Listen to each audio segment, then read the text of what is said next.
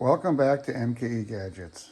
I recently received a new tool in the shop, and it's a Onefinity CNC router. I'm very happy to get this project going. And the first thing we got to do, well, not the first thing, I already assembled the stands, but the first thing we got to do after that is add this wasteboard to that. There's 7 panels here, consisting of 3/4 inch MDF. There's 2 that go on the end that are a little bit narrower, and there are 5 that are in the middle here, and these are 8 3/4. So the 3/4 inch panels require 12 screws, so it's 12 hole locations. And we're screwing from the top here, down into a little threaded insert. So the whole panel requires 72 holes drilled into the MDF and counterboard. We'll get to that in a little bit later on.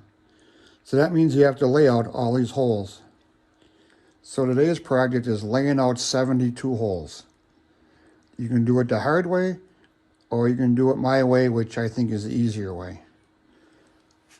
So I laid underneath the table, and I drew into this circle onto one board the 12 holes. Let's go look at that. Here's our 3/4 MDF I was talking about earlier. I laid on my back and I drew little circles through all the holes. Now this is good enough. I can just do that to each board, lay on my back 5 times, and then the easier ones would be the narrower ones. But I want to make a more permanent solution. Now the good folks at Onefinity give you this paper template, and you lay that down here, and you tape it, and you make a little punch mark here onto all 12 holes. You untape it, tape it down to the next one, and you do that 5 times, and then you do it 6 and 7 times for the narrower boards. And I thought, okay, well, that's pretty nice, but I want to do it my way. So I went to Fusion 360 and I made a drawing. I found a location of all the holes I'm going to drill. So being more of a machinist than a woodworker, I thought, why don't I just make myself a fixture? The fixture will just slide on here, butt to this end, and all my hole locations will be there. And I can just come by and center punch them all. And for this side, I'll do the same thing. Flip it over here, line up the bottom, and center punch all my hole locations. Now this is the first time I'm doing this, and I imagine in the future I'll have to do this again. And I could lose this paper drawing, and once all these holes are in there, the location could be off a little bit. I could just lay on my back, but I'm sure by the time I get this machine set up, underneath there is all going to be full of wood scraps and projects and whatnot. So that's where this fixture is really going to shine. I can label it what it is, and I can find a secure location that I won't grab it and make something else out of it. I verified all my dimensions a couple of times before I made my drawing. So now what I want to do is draw some lines across here, so then I can put my angle iron on there and transfer those lines back to the angle iron. I always like to say sometimes, measure twice, cut once. Well, I have measured quite a few times, and before I drill these holes in here, I'll measure again one more time. So let me show you what I'm going to do here. So let's lay this board out. So off my drawing, I found the end to the first set of holes. Put my combination square and put that up there. I'm going to draw a line.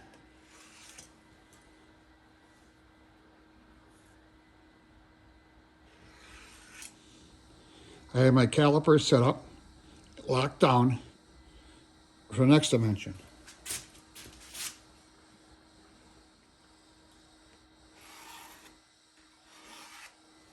The third line here is different from the first 2, and I got another caliper set up for that one.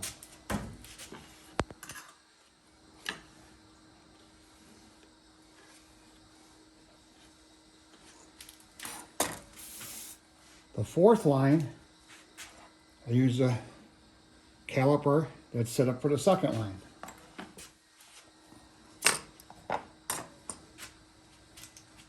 The fifth line is a caliper set up for the third one.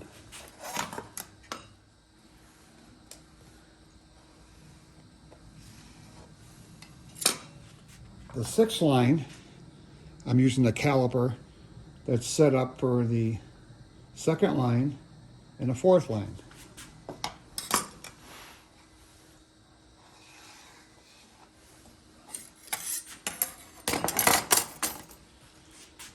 Let's zoom in here. And you can see these are the circles I made when I was laying on my back and I drew for the screw holes.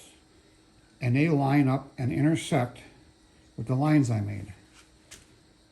Now I am confident that these lines are accurate. It's really nice to have 3 sets of calipers to use in such a job. First time I ever used 3 in one time. So here's my fixture piece. I marked it back because you got to keep your head straight here so you don't flip this around. So now I have to transfer all these lines onto my fixture. On the bottom, I'm using a 1, 2, 3 block. And that's going to put my wood and my fixture flat or even on the bottom. So in a previous video, I made a scriber. It's 3/4 hex aluminum and a high-speed steel broken tap sharpened to a point. And that's my scriber. So I'll use my mini combination square and just scribe a line. Just transfer the line from the MDF onto the fixture.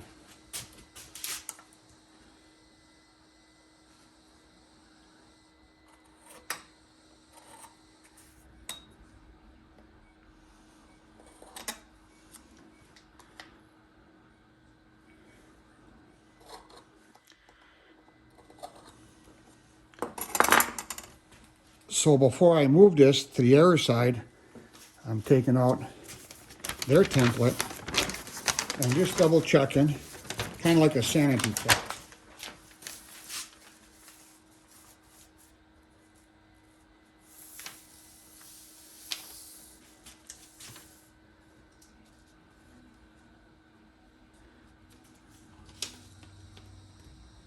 I would say all the holes still line up. So now I rotate to this end and I do the same thing. That I'll do off camera.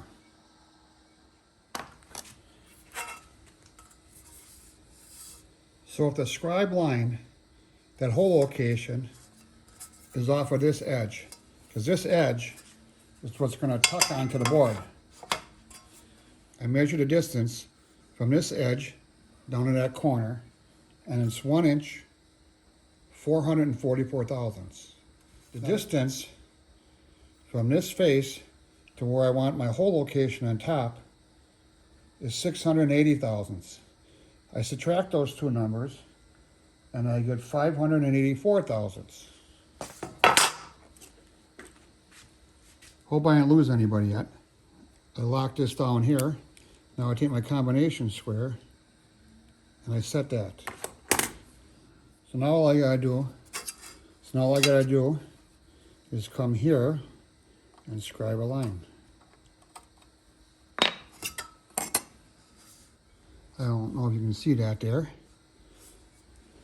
So I'll take a piece of 2x4 and I'll line up those 2 scribe lines and center punch.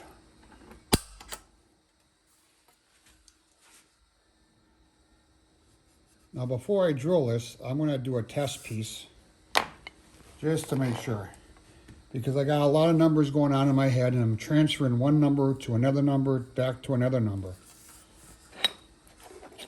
So before I go too crazy here and do all of them, I'm just going to make a little test here.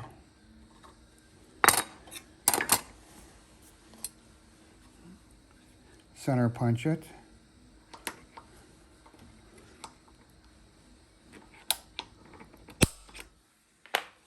After 3 test holes and getting my location just right, I move my measurement to the back side of the angle area. It's a little more stable versus being on the front that kind of wants a rock on me. So, off camera, I'm going to scribe a line and drill a bunch of holes. I drilled 1/8" holes and I deburred them. So let's lay out our first board and see how it turns out. Once again, I'm using the 1-2-3 block, and that's keeping the piece of wood and the fixture flush. So I'm just going to come in here and draw a circle.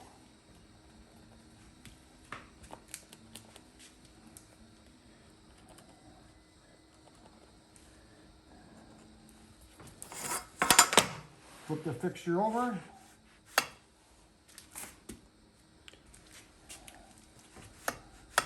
And make sure I'm flush once again with the end of the board. And just draw some circles.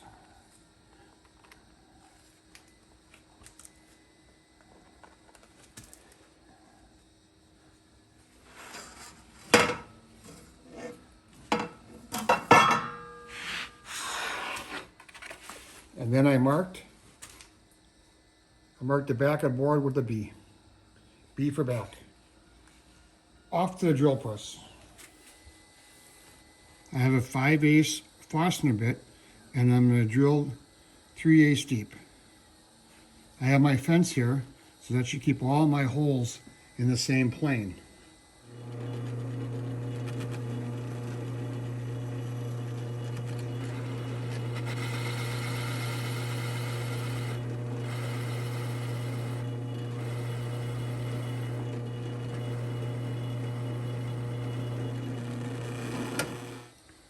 Let's measure the depth on that first hole before we go any farther.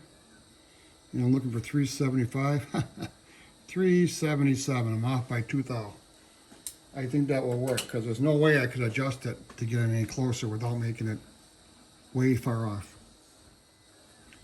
Off camera, we're going to finish countersinking these holes before we go on to the next step. With the holes all counterbored, the instructions come through and say drill a 1/16 inch hole through all of them. I tried that and it's really hard to flip it over and find that hole. It's kind of small. So I'm going to go 1/8 inch. See how that works out.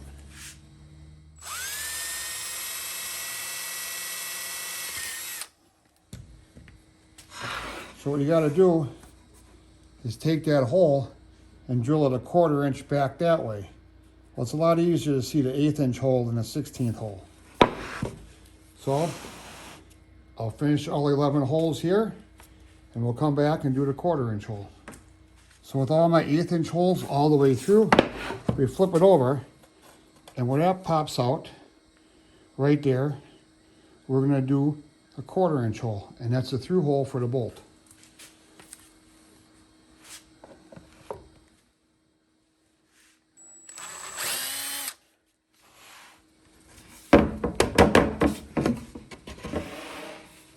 Now is the moment of truth. Let's go put this on the base and see how it lines up.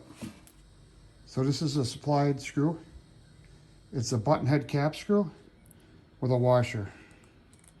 I think they're stainless. Well, the first one is pretty easy. That's pretty standard for one hole, one board. Now let's see how the rest go in. Well, the first 4 went in quite easy. That means they all should go in pretty good. Well, let me off camera finish the rest of the panels and we'll come back and wrap up this video. So this fixture worked out quite well and I learned a few things. I bought a 4x8 sheet of MDF here and I had the guy at the Super Mega Ultra Mega Box store cut it, and he wasn't very accurate in his cutting. There was a lot of discrepancy, especially in the width. What I would do different, I would have him cut them to 9 inches and then trim it myself to 8 3/4. I have a scrap piece of MDF here. And when you drill that 1/8 inch hole through, so you can drill your 1/4 inch hole back, it leaves this burr here. And I found if I take my 1-2-3 block and I just rub it like that, it knocks the burr off and it's easier to drill your 1/4 inch hole back through. And when you do drill a 1/4 inch hole all the way through, it kicks up a burr here, And I take my 1, 2, 3 block and I just go like that and it knocks it off. That's important because if there's any burr or any erased material on the board here, it's not going to sit flush. That's what I learned today. So this is MKE Gadgets. Thank you for following along in today's video. Please support my channel by subscribing. I'm trying to get to 1 million subscribers. And thanks, we'll see you tomorrow.